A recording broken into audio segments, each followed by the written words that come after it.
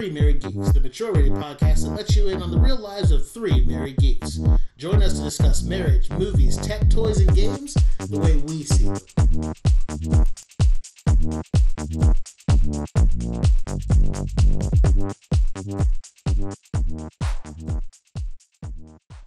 So, you've heard us online, you've been to our website, this will be the first time you've actually seen us. Hi, I'm Vic, the Gamer Geek. And I'm Will, the Toy Geek. And Mike, the Tech Geek, is off gallivanting somewhere with one of his boy toys, as we like to pick on him about. I think he's training Pokemon to swim. Yeah, if that's what he's doing, then I'll let it slide this time. But he's in Florida, from what I understand, scuba diving. So, but we all have our little things that we do outside of being geeks and married life and work, so we got to let him do that too. So this week we're going to take our first foray into video podcasting. Yep. So I don't know if we should apologize ahead of time or pat ourselves on the back, but here we go. Either we're going to get more listeners because they're going to go, we have to watch these idiots do this every week, or I'm going to scare everyone away. The good thing is none of them are going to be able to discount the fact that I am a black geek, because there are people out here who do not believe that I am a black geek. And so. I'm white, for those of you who didn't notice. So I just want to get that out there. We'll clear that up. So now everyone knows they've seen me. And, you know, my vague threats of scaring people to death, and then they find out I'm a big teddy bear. This is it. But everybody can see your glowing smile now. It's my Cheshire Cat effect. That's what I try to do as much as possible is smile, because, you know, cameras are actually prejudice. Have you seen that? Have you seen that article? Yes, I have. I found out that it is very much true.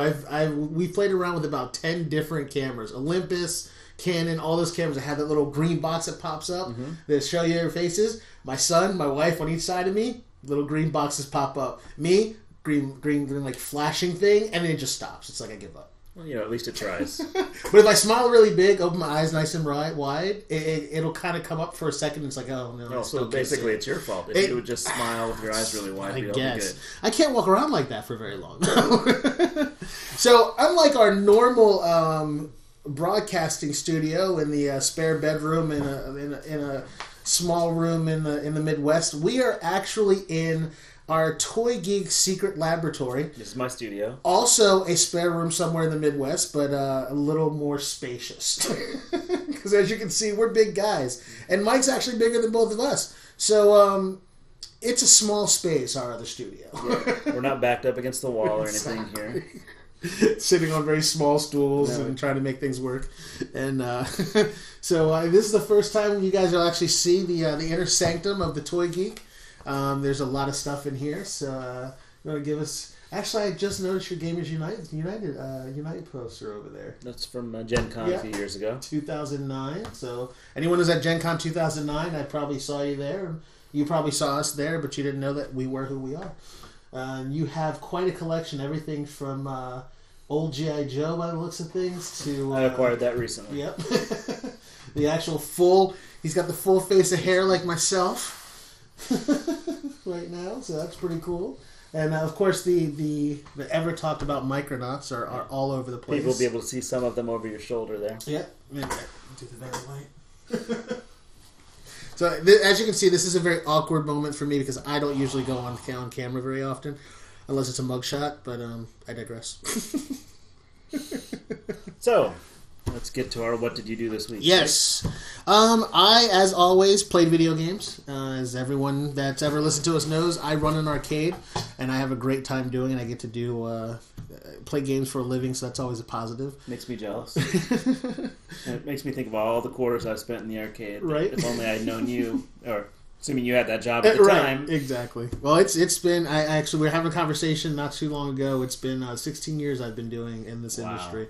Between laser tag and video and arcades, I've been doing this for a long time, so it's not too bad of a deal. But did that. We're actually opening a new store in Joplin, Missouri, which is really cool. Guys, make sure you check that out too. We'll have some stuff. I'll have some stuff up about that. But we were breaking down and fixing and getting games and stuff ready for that.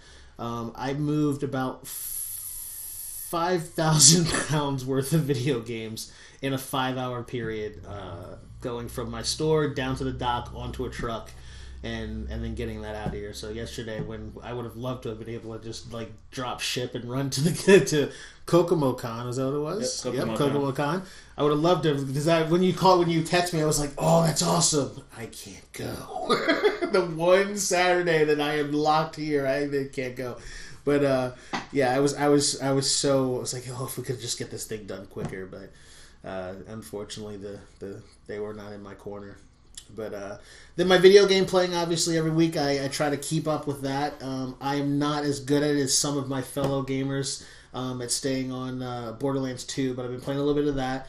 And I've played Rage for the first time. It's been out for a while, but I just never really picked it up, and we've had it for a while. That kind of tells you where my addiction is, because we buy games and don't even play them. And a good long time after we've had it, my son's like, hey, did you ever play this? And I looked at him like, I don't think I did. So I popped it in and played it, and actually loved the freaking game.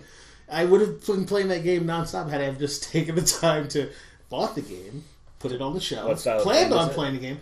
It's a shooter RPG style game. Okay. Basically, it takes a lot from kind of the Halo storyline too. You are part of I can't remember the years, but basically, a asteroid is about to hit Earth, so all of the basically important people get cryogenically put in stasis, and they bury them, and the asteroid hits, and humanity suffers the catastrophe, and slowly but surely these guys start waking up.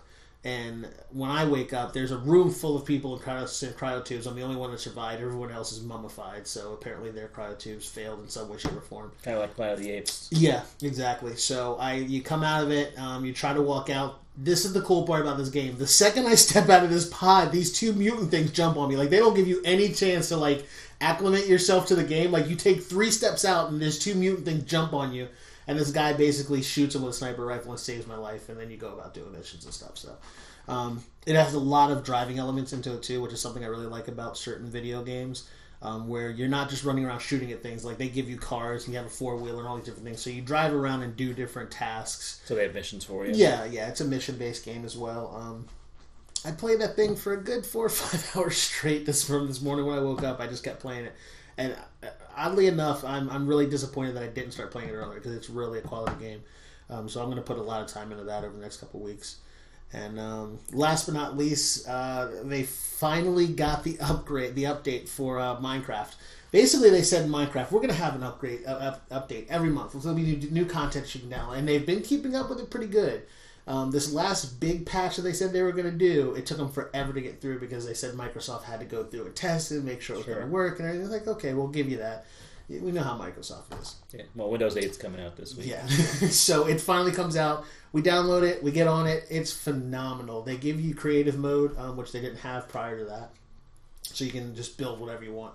They added, when you generate the landscape, instead of just being like trees and mountains and stuff, it'll pre-generate little cities all over the landscape, so you can just kind of find a place, move in, and start doing stuff.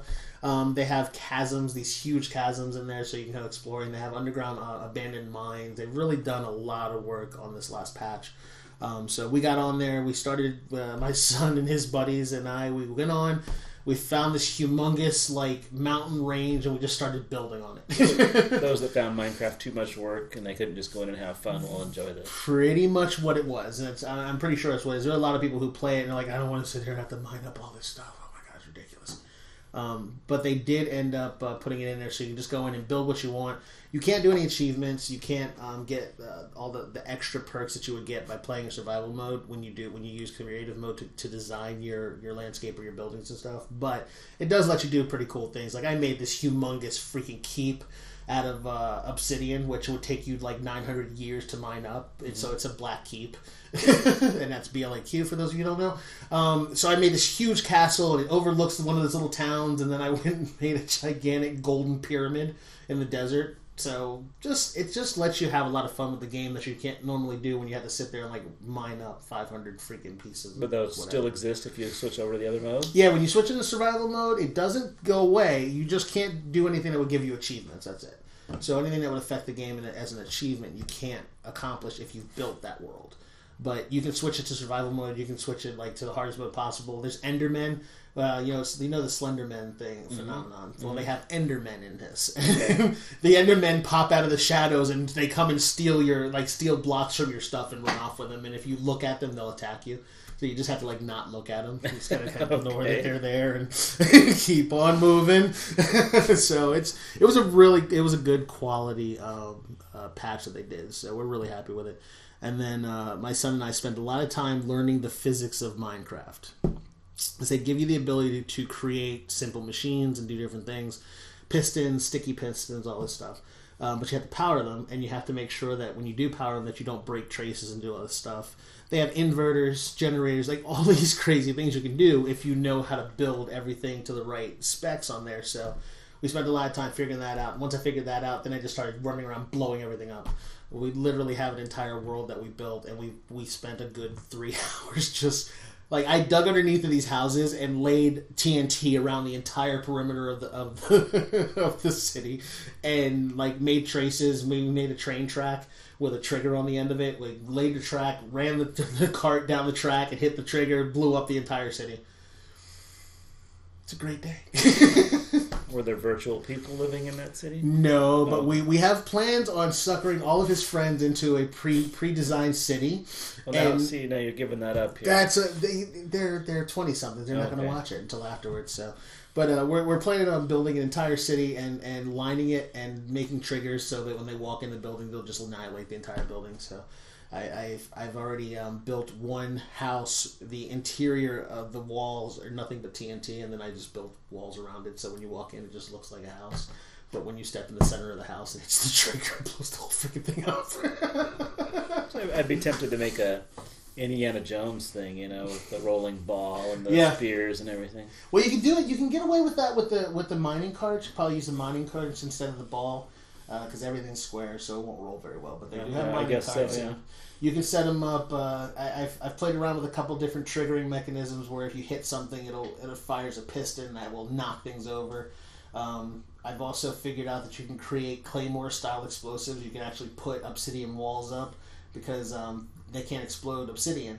So the force of the explosion hits the obsidian and shoots everything the other direction. So you can actually kind of direct where explosions are going. We did some strip mining, just kind of dig holes and just line it with TNT and light it and run. You had a lot of fun then. We had a blast with this. This game is probably the best $12 I spend in Microsoft money in a long time. So we had a lot of fun with it. It was $12 for the upgrade? Well, the game itself. Nope, the upgrades are free. You just download the upgrades, but we buy the game offline. I think it was 1,600 points or something like that. So it's $12-15. But it's definitely worth it. It was a lot of fun. So that was my week in Geek. How about you? Well, as you mentioned, I went to Kokomo Con, where I saw a Batmobile that was really nice. Last Batmobile I saw was at a car show a long time ago, and I was really disappointed because the doors didn't open. All the red highlighting, that's on the outside, it was all safety orange on that one.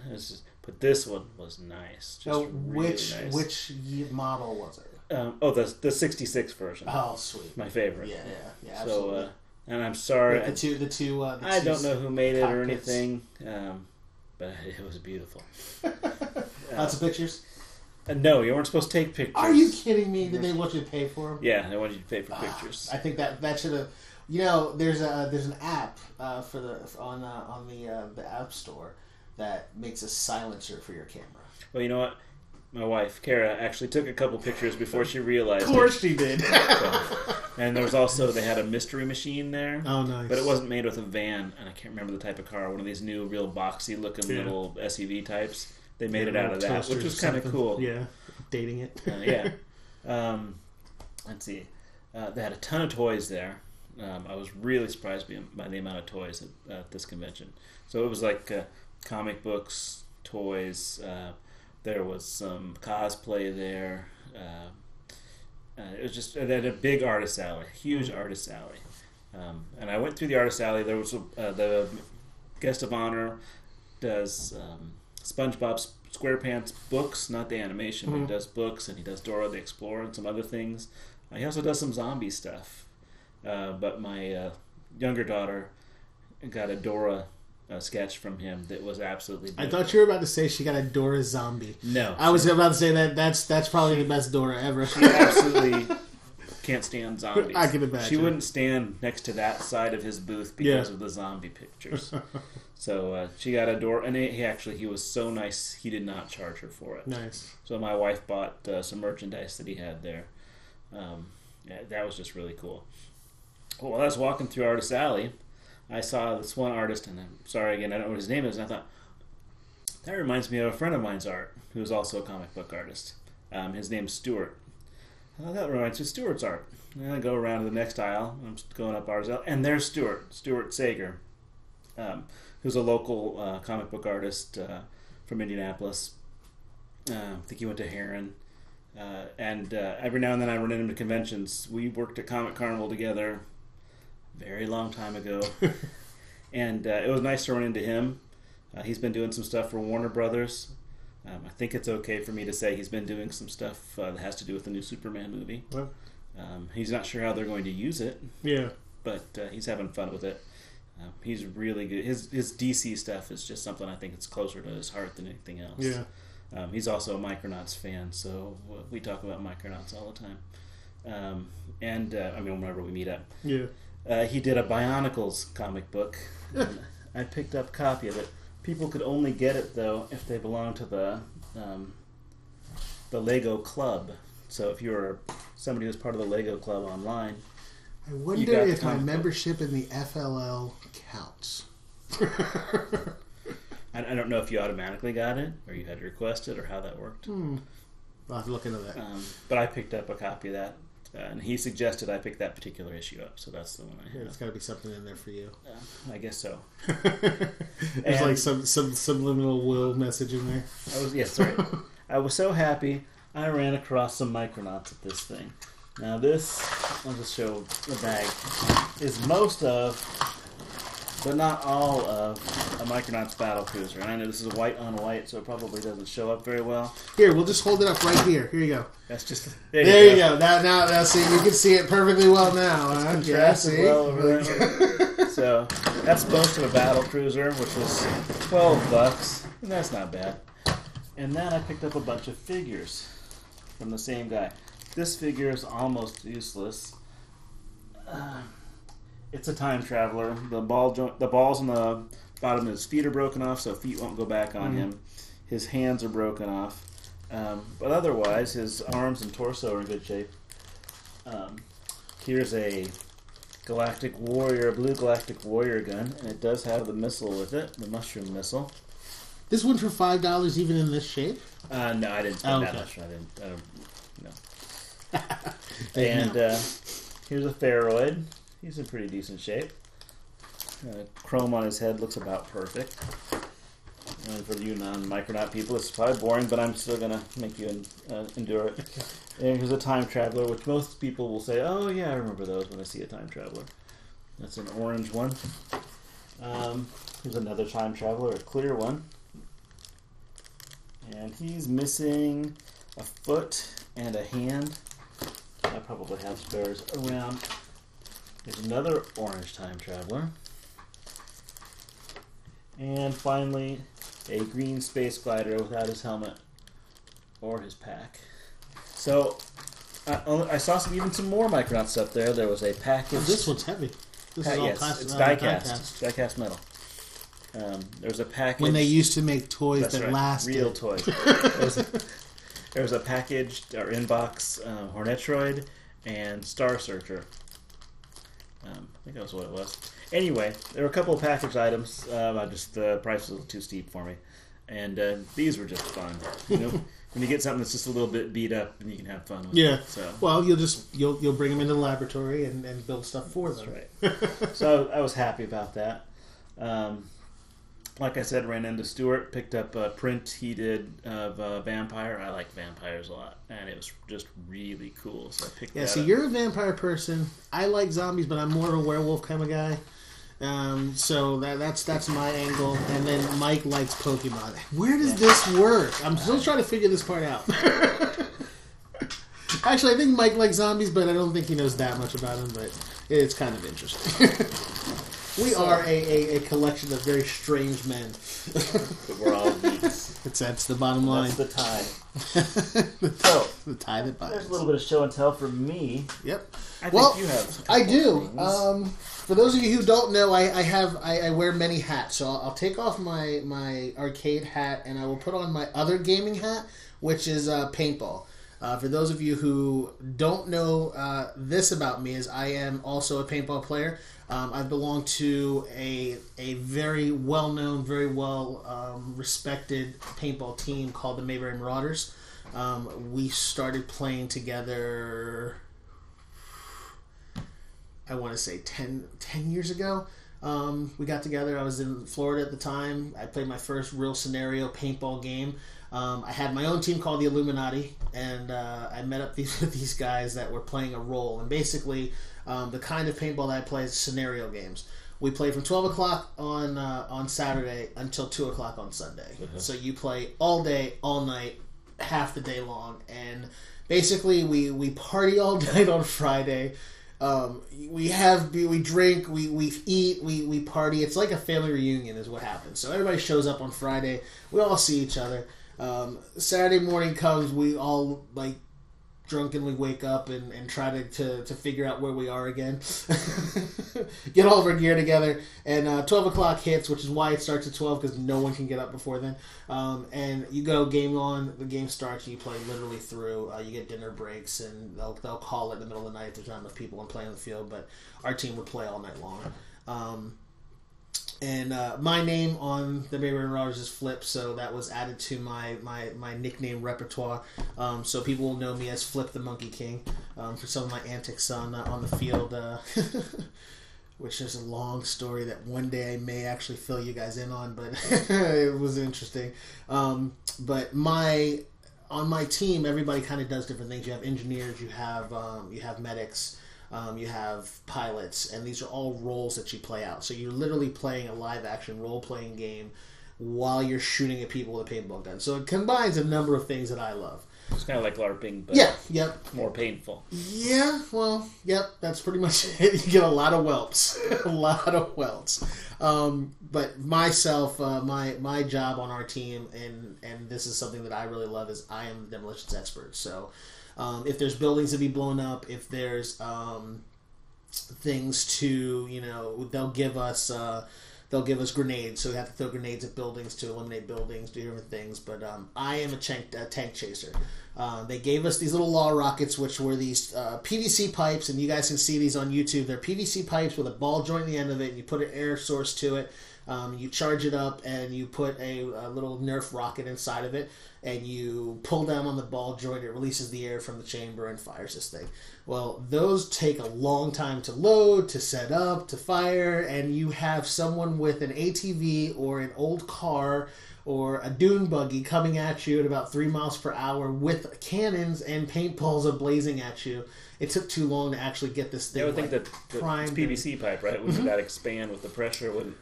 Believe it or not, PVC is very, very resilient. It's actually rated a lot higher than most people think.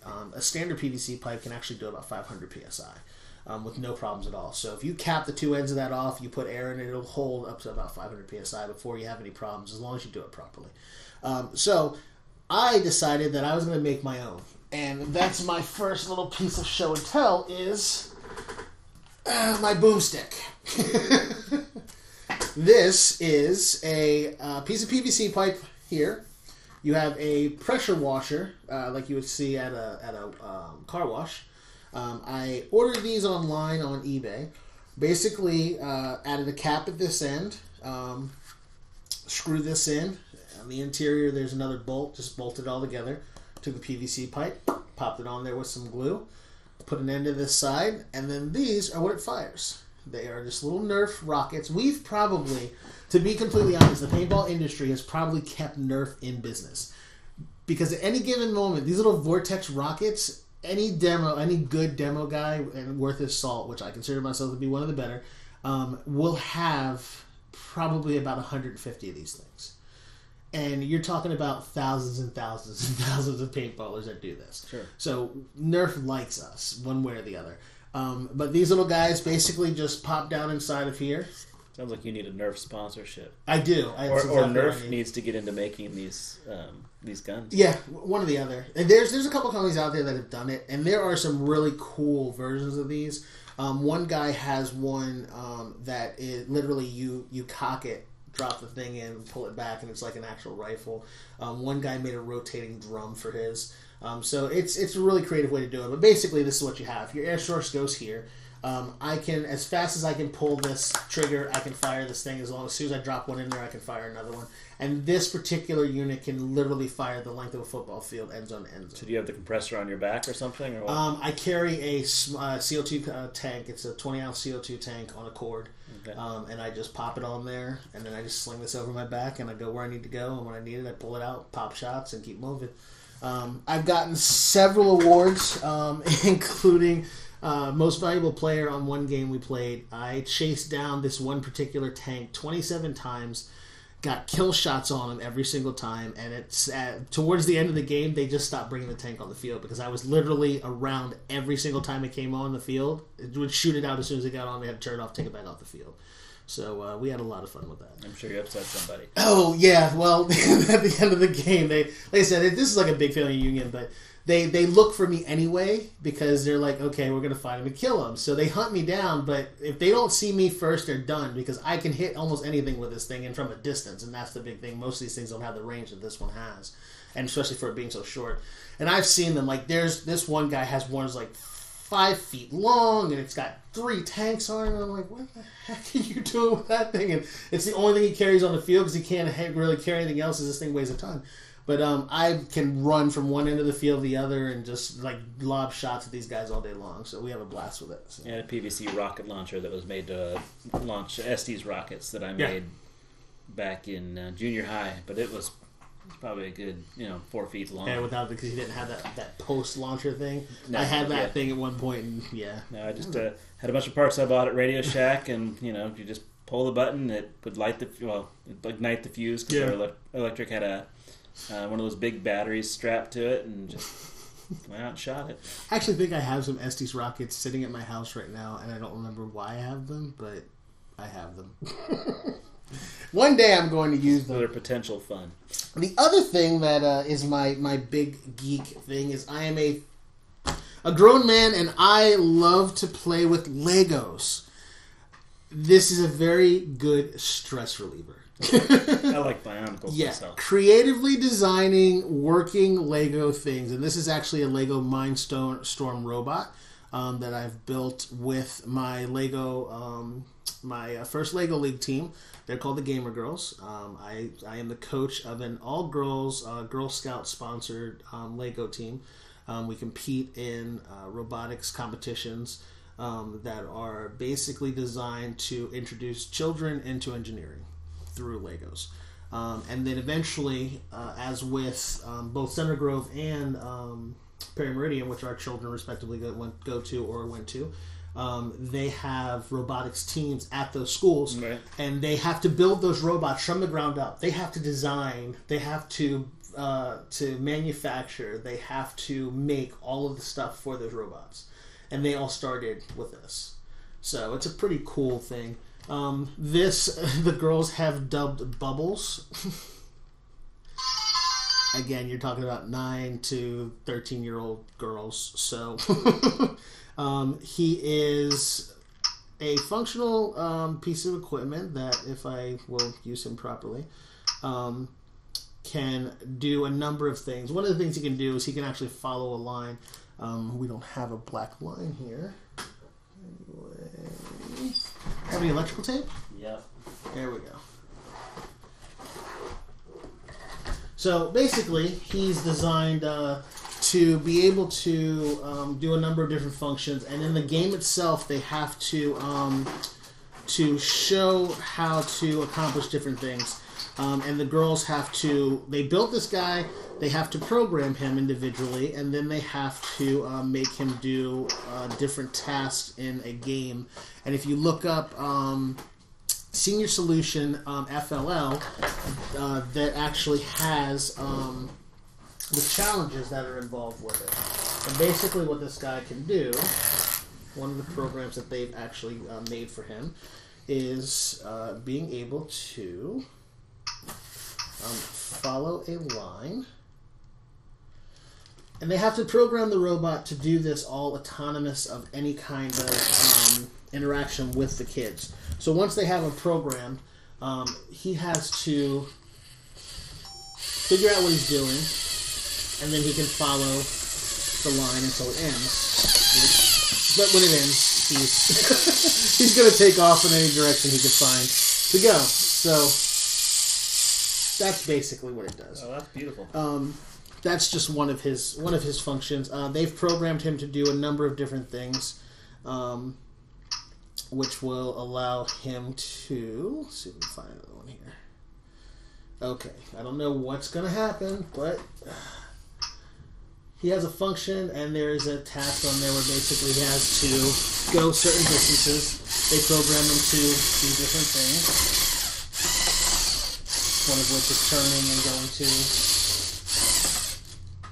And they program this literally from start to finish. They have to do how many rotations, what he's supposed to do. This particular one, he has to go from base. You saw him make the turn, and then there's a little plunger over here. He has to hit that plunger, and that pushes this little puppy thing over here out of the starting gate, and then it goes back to the base.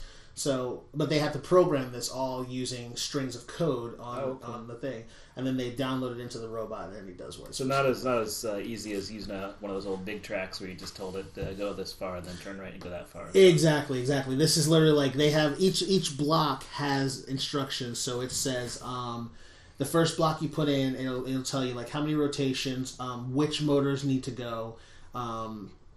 What it has to do, and then once you do that block, you have to do the next block. It does a right turn. You have to tell it it's going how many degrees or how many rotations to the left or right, which motors to use and that kind of thing. But then on top of that, they have to make sure it comes back, because if they touch it when it's outside of the base, they lose points. So they don't just have to make it accomplish the task. They have to make it accomplish the task and then come back. So it doesn't always work out, quite the way they plan, but it's a very good educational piece when it comes to teaching them to think on their own, because I literally just say, okay, this is what we're going to do today. We need you guys to figure out how to get this robot to do these tasks. And literally in one day they programmed, I think there's about 8 tasks on there. They programmed 5 tasks, and they worked every time. So it's pretty impressive. I have a lot of fun with it, but I get to play with Legos, but then watching them actually, come up with the ideas. And like I said, they're 9 to 14-year-olds coming up with those ideas and then implementing them into this thing and being able to figure out exactly how to get it to work and how those distances are. Because we're not supposed to help them with that. We just kind of give them the right nudge in the right direction and say, okay, well, if we see them hit a wall and they're not sure what to do, then we go, well, what would happen if you did this? And then that leads them into kind of trying to analytically think of what to do next. So it's fun. And I get to play with Legos, and, it's kind of like when you go to a kids movie. If you have kids, it's easier to do that when you have kids, and if it's just like me walking into, a kids movie. Because people will be like, what are you doing? So now I get to play with Legos and have a good reason for it. So cool. That's my show and tell. All right. Well, that about wraps it up. Before we go, I'm going to poison Vic with the Micronaut bug some more here. Here's a Micronaut for you, Vic. Oh, awesome. Oh, and that's the... that's a space glider, so one of the die-cast ones. That's a one of the reproductions that was made by Palisades about 8 years ago now. Very cool. I have the perfect place for them. I bought a bunch of those. It's an exclusive, but I've still got a couple dozen of them at least. And a lot of the collectors do. Yeah, this is amazing because, literally, you guys can't see this, but this is heavier than a Matchbox car. Because most people know, die-cast Matchbox car. This is solid. This is a solid piece of die-cast metal, and it's awesome. Very cool. Me and some other guys did some design work for Palisades that never got realized. But this is one rare instance. One of my friends, I think it was Brian, and if Brian watched this, he can correct me, designed this pistol for this particular version. this didn't exist with the original. Very From what I remember, though, this was supposed to be a little bit smaller. Right. Very awesome. And if you put the wings down, you hit the button, it pops up. Oh, spring action on top of that. Yeah. Nice. It's still got good action, too. Now, when was this one made? Probably about 2004. Really? I'm thinking. Wow, I didn't realize they were still in production that long. No. There was a revival where Palisades Toys got the license for it. Okay. Actually, this says 2002 on the base. Wow. So I didn't realize it'd been that long already. Very cool. Thank you, sir. So it's a decade old, and you're the first person to touch it out of the bag. Wow. That is phenomenal. It will go with the rest of my wonderful collectibles that I have. I don't have quite the awesomeness that you have, but I have my little... my wife has taken over most of my my collectible space, but I do have those rare pieces that sit on that shelf and get that place of honor, and I will definitely make sure that he is there. Well, I only have this space because my 18-year-old moved out of the house. So. My 18-year-old won't move out of the house yet, but next year we'll see what happens. He will eventually. Oh, I lost him. Goodness. There we go. Well, I'm abusing him. I guess that's it for our first video.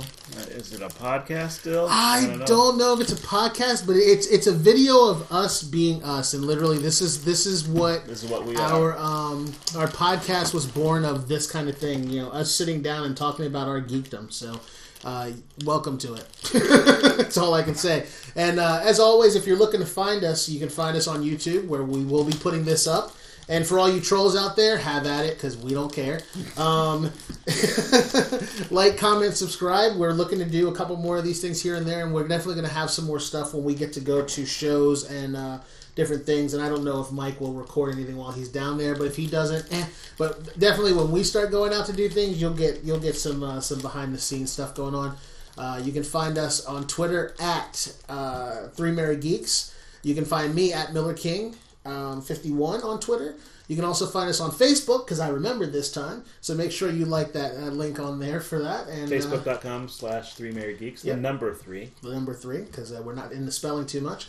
And of course, you can find us on our website, 3marriedgeeks.com. It's a great place to check out. You can also check out our Geek Peeks on there. That's our little feature that we do with things that we're watching. And it lets you in on a little more of our geekdom. So, as always, have a good week, and remember, let that geek flag fly.